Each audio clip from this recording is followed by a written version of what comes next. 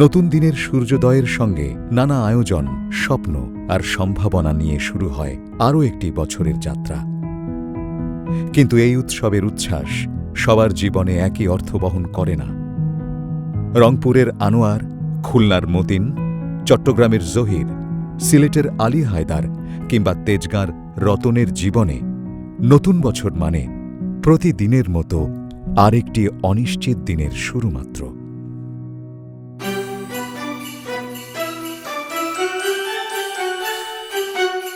এই বাস্তবতাকে নিয়েই ওয়ালটন প্লাজা আয়োজন করে এক ভিন্নধর্মী বর্ষবরণ, যেখানে আনোয়ার, মতিন, জহির, আলী হায়দার আর রতনের মতো আরও অনেক সুবিধাবঞ্চিত শিশু মেতে ওঠে নতুন বছর বরণের আনন্দে। ওয়ালটন প্লাজা আয়োজিত এই উৎসবে খেলাধুলা, নাচ ও গানের মধ্যে দিয়ে শিশু কিশোররা আনন্দে উচ্ছ্বসিত হয়ে ওঠে। পাশাপাশি তারা ভাগ করে নেয় জীবন নিয়ে তাদের ভাবনা। খেলাধুলা করছি, তারপরে অনেক খাওয়া দাওয়া করছি, তারপরে এখানে অনেক ভালো লাগছে, মিসদেরও ভালো লাগছে। গত বছরের চেয়ে এই বছর আমার অনেক ভালো লাগছে, কারণ এই বছর গিফট পাইছি আর ভালো ভালো খাবারও দিছি। শোনায় তাদের স্বপ্নের গল্প, ভবিষ্যৎ নিয়ে আশা আর প্রত্যয়ের গল্প।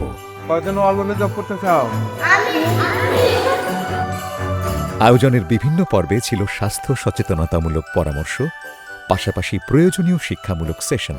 এখান থেকে আমরা খেলাধুলা শিখতে পারছি, পরিষ্কার পরিচ্ছন্ন এগুলা শিখতে পারছি। এইসব সেশনে ওয়ালটন প্লাজার বিভিন্ন স্তরের কর্মকর্তারা শিশুদের সঙ্গে কথা বলেন। নতুন বছরে বরণের জন্য আমাদের কতই না আয়োজন, কিন্তু সেই সকল সুবিধাবঞ্চিত মানুষ, তাদের কাছে নতুন দিন মানেই হচ্ছে নতুন করে বেঁচে থাকার যুদ্ধ। এ সকল পথশিশুদের নিয়ে চলতি বছর ওয়ালটন প্লাজা আয়োজন করেছি ভিন্নধর্মী একটি অনুষ্ঠান। এই অনুষ্ঠানের মাধ্যমে আমরা তাদেরকে ভুলিয়ে দিতে চেয়েছি সেই জীবন যুদ্ধকে, তাদের পাশে থেকে বুঝিয়ে দিতে চেয়েছি তারাও মানুষ, তাদেরও বেঁচে থাকার অধিকার আছে।